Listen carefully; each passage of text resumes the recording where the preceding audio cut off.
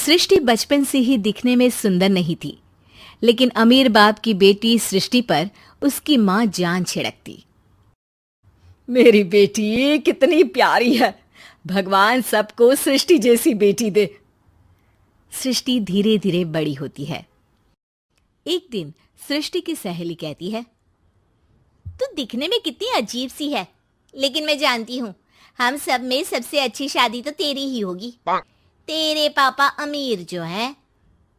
और बता नहीं सकते यार, दहेज तो हर कोई देता है, ये क्या ज्यादा ले जाएगी अपने पति के लिए? अरे बड़े शहर में कोठी है इसके पापा की। अरे पापा की है ना, कौन सी इसकी है? इसकी होती तब तो कोई भी लड़का इससे शादी कर लेता। अरे पापा की मतलब पापा की है तो मेरी ही है ना? किसने कहा? अब तेरी तो तब होगी ना जब तेरा भाई ना हो।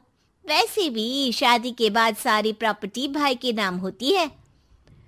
सृष्टि समझ जाती है कि उसे किसी भी हालत में माँ बाप की सारी प्रॉपर्टी को अपने नाम करना है, लेकिन कैसे? एक दिन सृष्टि का भाई शीनू कहता है, बहन क्या कर रही है? तुझसे एक बात करनी है। अरे हाँ हाँ करना, मैं तो तेरी बहन हूँ। बहन मेरी लाइफ में ना एक लड़की है, बहुत अच्छी है। मैं सोच रहा हूँ माँ और पापा से बात करूँ शादी के लिए। सृष्टि को समझ में आ जाता है कि भाई की शादी होते ही भाभी उसे एक दिन भी घर में बर्दाश्त नहीं करेगी। क्या बात है भाई, बताना कौन है वो? यार वो बहुत अच्छी लड़की है, पढ़ी लिखी है, मेरे साथ जॉब भी करती है। बस एक प्रॉब्लम है। प्रॉब्लम? क्या प्रॉब्लम है भाई? यार वो शादीशुदा है, लेकिन उसके पति ने उसे सिर्फ इसलिए छोड़ दिया क्योंकि उसके माँ बाप दहेज नहीं दे पाए। सृष्टि ये सुनकर न जाने क्यों खुश हो जाती है। अरे भाई तो क्या हुआ, लड़की तुझे तो पसंद है ना?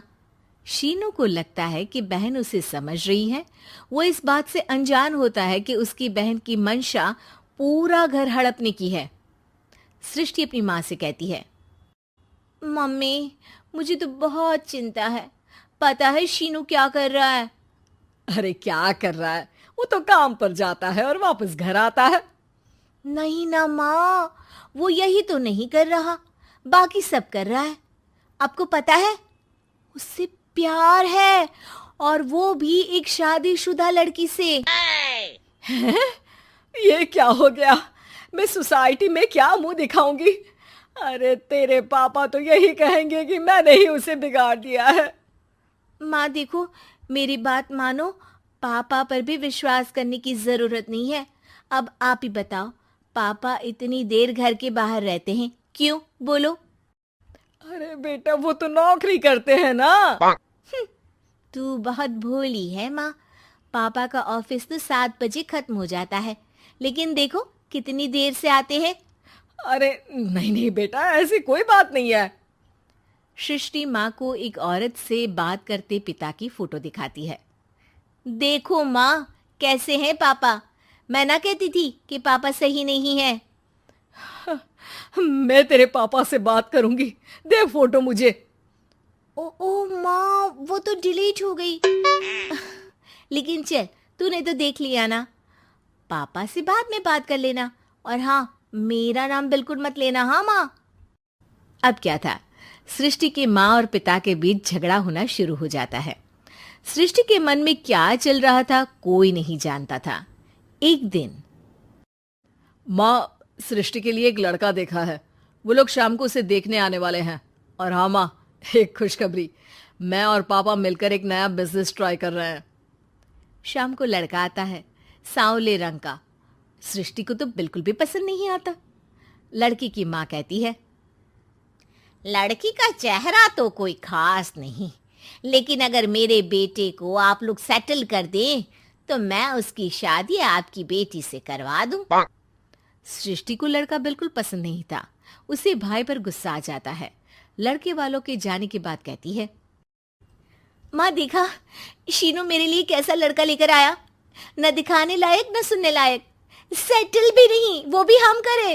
अरे माँ, मैं जानती हूँ ये मेरी शादी किसी भी घर में क्यों करवाना चाहता है। अरे कैसी बात कर रही है बहन? तूने तो देखा ना, लड़के को मैंने ही मना कर दिया तुझसे शादी के लिए। जिसने लड़का बताया था उसने उसकी बहुत तारीफ की थी। बात आई गई हो जाती है, लेकिन सृष्टि का मन शांत नहीं होता। क्या करूं, कुछ समझ में नहीं आ रहा। मेरी शादी हो गई तो ये लोग पूरी प्रॉपर्टी शीनू के नाम कर देंगे, मेरे हाथ तो कुछ लगेगा ही नहीं। तभी सृष्टि को आइडिया आता है। वो किसी वकील को फोन करती है। जी देखिए, अगर आपके मम्मी पापा का तलाक हो जाता है तो आपके पिता की आधी प्रॉपर्टी आपकी माँ के नाम हो जाएगी, फिर उसे वो किसी को भी दे सकती है। सृष्टि अब माँ को बेटे के खिलाफ भरती है। माँ, शीनू पर नजर रखा करो, वो जिस लड़की के प्यार में है ना वो शादीशुदा है। यहाँ आएगी, सारा पैसा रुपया जमीन जायदाद सब हड़प लेगी। पापा का भी हाल तुमसे छुपा नहीं है। ऐसा ना हो कि मैं और आप एक दिन सड़क पर भीख मांगे। हे भगवान, मैं तो जीते जी मर जाऊंगी अगर ऐसा हो गया तो। ऐसा हो गया नहीं माँ, ऐसा ही होगा। अभी समय है, आगे का सोच लो। मैं तो कहती हूँ पापा से आधी प्रॉपर्टी लेकर अलग हो जाओ। पापा की आधी प्रॉपर्टी भी हम लोगों को अगर मिल जाती है ना तो अगले 7 जन्म सफल समझो। बेचारी माँ बेटी के कहने पर पति से तलाक लेकर अलग हो जाती है।